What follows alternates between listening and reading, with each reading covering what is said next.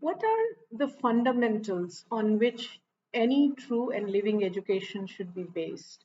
And talking specifically with regard to the Indian education, Sri Aurobindo had spoken of three things that must be taken into account, which would form the basis of a true and living Indian education.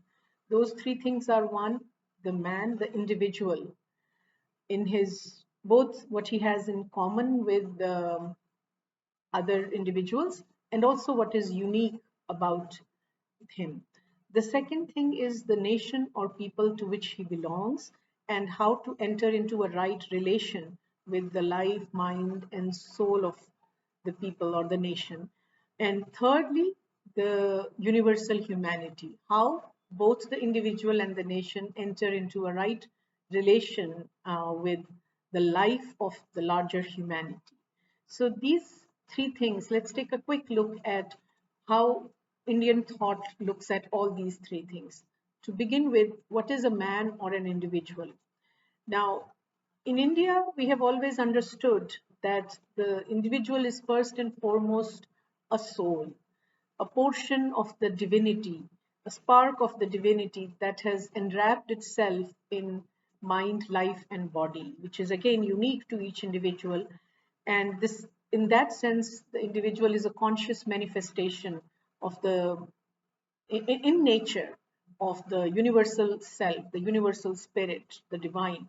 So our education has to keep this understanding in front, this understanding of what an individual is as it goes about formulating its ideal or guiding principles, which means that our education should definitely help individual distinguish and cultivate the different parts that make the complexity of his being, which includes the mental, intellectual, the ethical, aesthetic, the dynamic, the practical, the vital, the physical being. And at the same time, as Indian thought emphasizes, all of this should not be seen merely as as something to be developed so that the individual gains a greater satisfaction or a greater fulfillment. Rather, all of these must be understood as powers or possibilities through which the inmost being, that soul presence, the divine presence, what in integral yoga language we understand as the psychic entity or the psychic being, how that grows and expresses itself.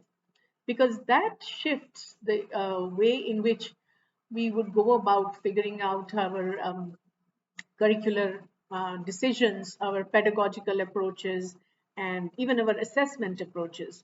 So this is a key that should not be missed.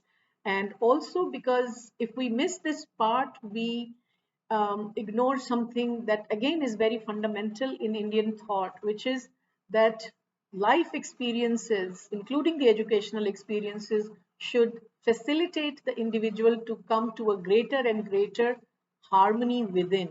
And that harmony can only happen when all the other parts of the being are centered, are anchored around that central inmost presence. So this change in orientation has great deep implications for how we go about figuring out other, sort of the outer structure of our educational enterprise. So what education should facilitate for the individual is this kindling of a conscious aspiration to constantly grow, perfect, and harmonize the various parts of the being. So, this fire has to be lit in the individual learner through our education. The second is the nation aspect. Here again, it becomes very important to get to the fundamentals, if you will. What is the view of the nation as per the Indian vision? The nation, as per the Indian view, is not merely a collective, organized state or some sort of an efficient community of people, well oiled, well planned, and prepared to meet the struggles of life, and the one that sort of puts everything else at the service of a national ego. Rather, this outer shell is seen as a necessary part of the collective life, but behind that is the true essence of the collective, the true essence of the nation, which is the national Purusha, or Sri Aurobindo uses the phrase nation soul, the group soul, which has a unique temperament, a unique swabhava, a unique nature, and a unique swadharma, the law of that nature. And that is what embodies or expresses itself out in the unique intellectual, ethical, dynamic, social, cultural, political forms of the people.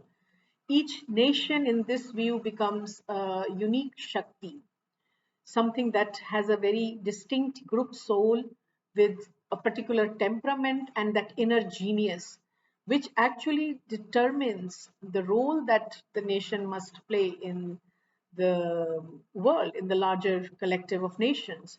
So, our education should help facilitate this kind of an understanding and appreciation of India.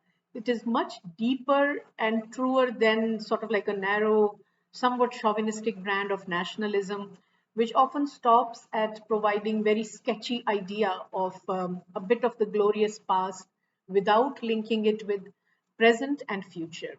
And in fact, I'm reminded of something that the mother said, that when a mind is too tied down to the ancient things, to the old things. It refuses to go forward.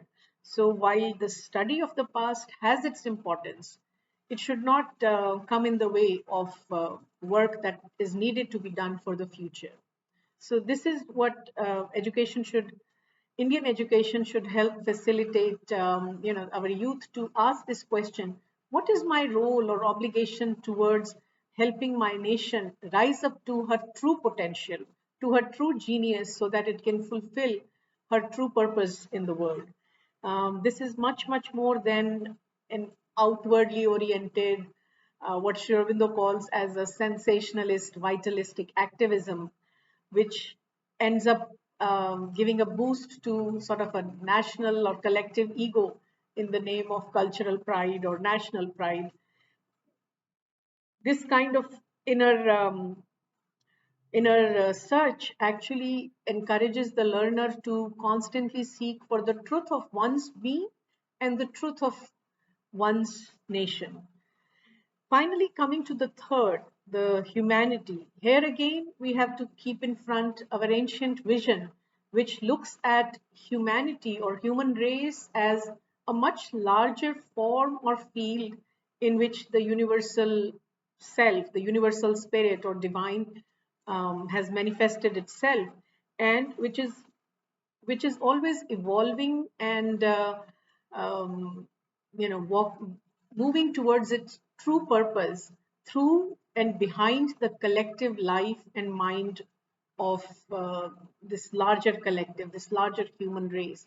um, Education should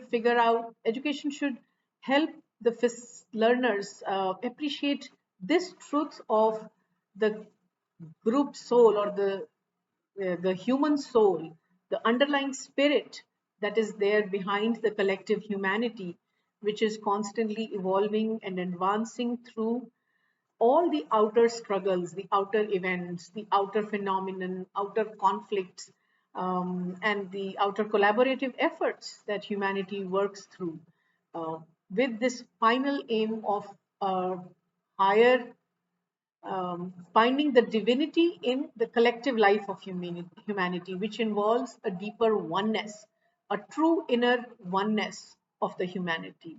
This truth of the collective human life has to be brought in front of the children. And also, they must be made to appreciate that while the universal spirit is moving towards this inner oneness, it is taking along with it the much necessary diversity, diverse views of life and mind and life motives that humanity in various nation groups has evolved for itself. So these are the three fundamentals on which our education must be based. So everything else must be anchored around this goal of human life. Thank you.